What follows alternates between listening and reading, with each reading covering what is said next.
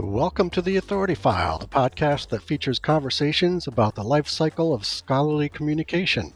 I'm Bill Mickey, your host and the editorial director at Choice. Today we're going to be talking about trends and developments in digital access and discovery at academic libraries. Joining me on this 4-episode series, which is supported by Overdrive, is Nathan Rupp, Acquisitions and E-Resources Librarian at Purdue University. In this second episode, Nathan and I take a deeper dive into the challenges and opportunities of digital access.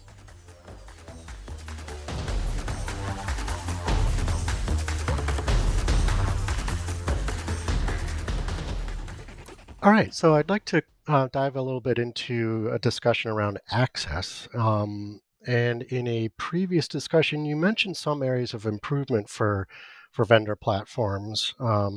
And we hear a lot about this. I'm wondering if you could talk about some of those items and how they impact user experience and digital access. Yep, sure, I can talk to that. So one of the biggest clauses I try to negotiate in contracts has to do with accessibility. And many of the vendors that we work with aren't yet prepared to accept our standard accessibility language, which refers to a certain level of standard from the web accessibility group. And I'm kind of surprised that the vendors aren't is willing to work with us on this language, because I'm sure that my institution is not the only one asking for it, right? I work within an accessibility team within one of the Purdue's consortia. We have a lot of people from a lot of the consortia's institutions that are working in the accessibility space. So it's not just something that's of interest to Purdue. Um, you know, I can't help but wonder, though, that if more institutions really stood their ground on these accessibility clauses and standards and refused to license products where vendors don't meet them, we might see some headway on this. There's a big tension. We want to be able to provide our stakeholders on campus with the resources they need to be successful in their teaching and learning and research activities. And an individual stakeholder or researcher may not understand a situation when the resource they're seeking access for isn't accessible to everybody. And so there's always a tension there. There's always a tension there. So that's difficult to work through. Sure, sure. What's your sense of the publisher's side of the argument there? I mean, is it causing them to have to customize accessibility, from institution to institution? Or, I mean, because these are standard accessibility standards. So, I mean, they should know Yeah. what to expect here. No, but I hear what you're saying. Yeah. I can see the vendor's point, that bringing a website or a resource up to a certain WAG standard level might be an added cost or expense for them. But if it's a standard out there that a lot of their customers are using, it seems like it should be something they consider. Like a one-time fix for them, basically. Yeah, I don't think that the accessibility requirements that their customers are asking about are that all over the map that they would have to provide customized solutions for everybody. Right. Um, I can also talk a little bit about one of the accessibility issues that I see in terms of ebooks. So we manage ebooks on a wide variety of vendor platforms, and it seems like the platforms for trade books are much more easy to use than the platforms for academic books. We license a platform for trade books that allows our stakeholders to find the book in our library catalog, click on the link for the book, a step or two later, associate the book with their Amazon Kindle account, and then read that book on their Kindle. That platform works with mostly trade books, where as our stakeholders have access to a lot of academic books on platforms that aren't as easy to use and don't interface well with stakeholders' Kindles, for example. Our stakeholders often run into issues with like digital rights management protection for some of those academic ebooks, and it would be great to see our academic ebook vendors come up with Number one, a more standardized interface for ebooks, and then number two, one that's a little bit easier to use compared to, um, or that looks similar to what we see with other kinds of ebook content out there. The Amazon Kindle is really easy to use, and the ebooks that we're seeing from some of our academic ebook vendors just aren't that as easy. Right.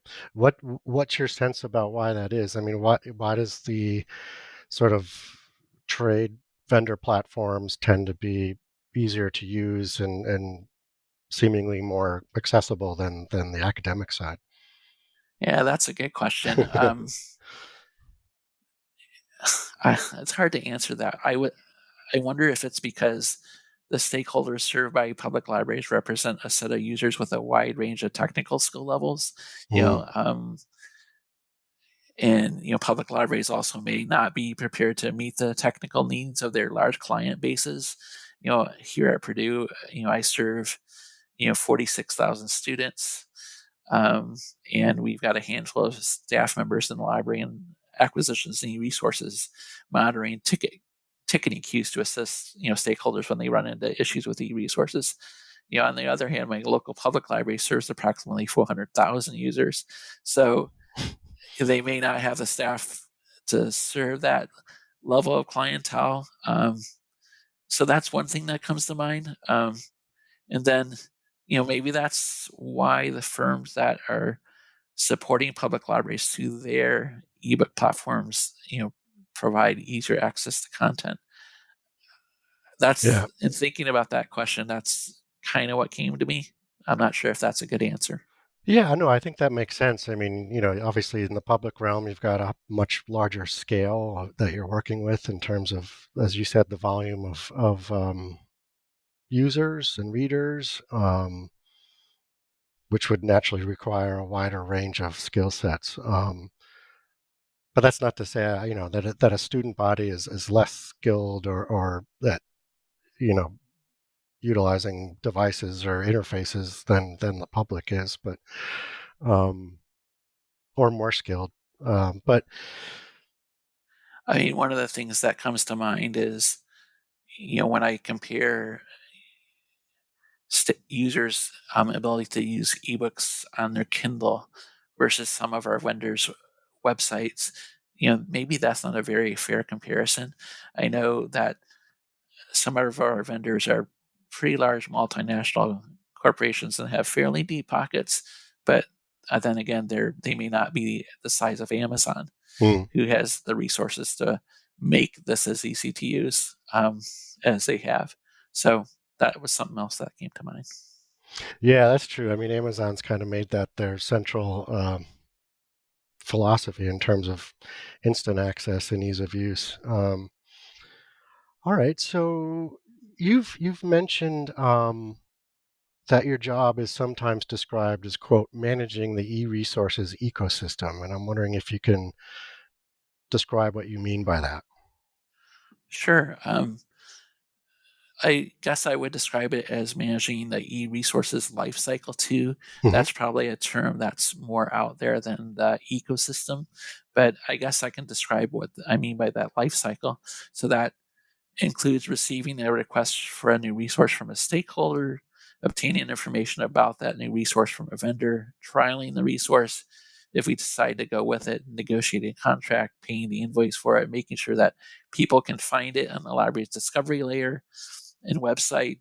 And I guess that is the part of the process where you might call the ecosystem, where the content actually lives at our campus. And then in thinking back to the life cycle, attaining usage of the resource when it comes up for renewal, reviewing that usage and pricing with stakeholders, making a decision to renew it or not. And then if we decide to discontinue, there's always that additional communications piece about making sure that you're letting people know that you've decided not to renew the resource and why. Hmm. So e-resource lifecycle describes that entire process. Ecosystem more about how the about where the resource lives and how our users interact with it, that kind of thing. So a quick follow up on that. Like, does your position or your or the folks on your team, is there any overlap between sort of the acquisition and management of the content itself and the sort of management of the functionality of the various platforms that that the content exists on? Yep, sure. So our mid-level unit is the acquisitions and discovery unit, and within that is acquisitions and the e-resources, but also what traditionally would have been called the systems management component, and Okay. also cataloging. And our systems person manages Alma and Primo. Have already talked about us licensing those. We also are heavy users of SpringShare's libguides, and our systems person manages those as well. Okay. And so there's a lot of interaction in the mid-level group to make sure that everything's in place and that our users can find it. Mm-hmm. Is there coordination between those groups when you're looking at new products or new content to acquire for the collection, in terms of making sure that there's a place for it to live? Trying to think about how best to answer that one. We've been able to shoehorn more or less all of our licensed content in terms of databases and similar resources on our library's A to Z list. Most content fits within our discovery layer. A couple of the issues that we've run into recently are resources where our users aren't exactly authenticated into them via IP access or even a username and password. We've licensed a couple of newspaper.com websites Mm. where the access is really different. The validation of vendor codes are involved and everything. So we've had to write up specific instructions about how to access those resources, and get to them. And sometimes the codes change from year to year, so we need to make our use stakeholders aware of that.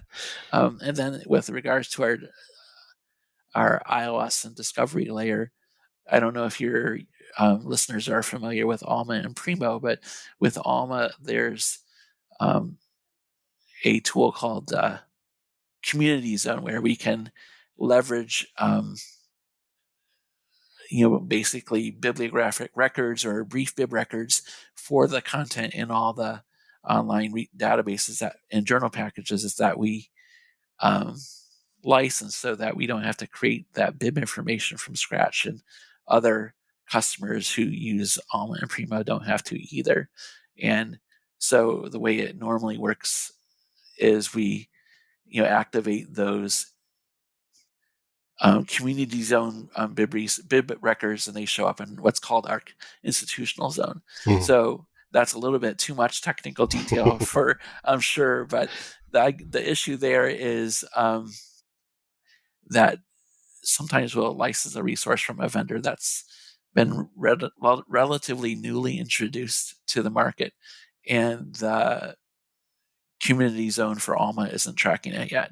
Oh. And so, but we have internal workflows in place to create those bib records on our own. But if we're licensing this system that's supposed to provide them, that it's always nicer when the bib records or portfolios, as they're called, are available in the community zone. Exactly. Yeah.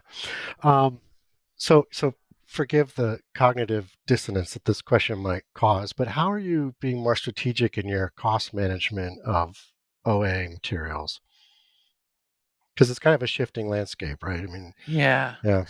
I don't really have a lot to say about this area, as I don't work in scholarly communications at my institution. But Okay. what we are doing is we're looking closely at the cost of publisher read and publish agreements, or RMP agreements, and comparing those costs with what we're currently paying that publisher to read the journals, so read access only, and then we're making our decision, or some of our decisions, to move to the RMP agreements based on the difference in cost. So there's a higher difference in cost between just read as versus read and publish. We're not as likely to move to an RMP, but it really depends on budget, I guess, and Mm-hmm. where our users and stakeholders across campus are publishing in, I suppose.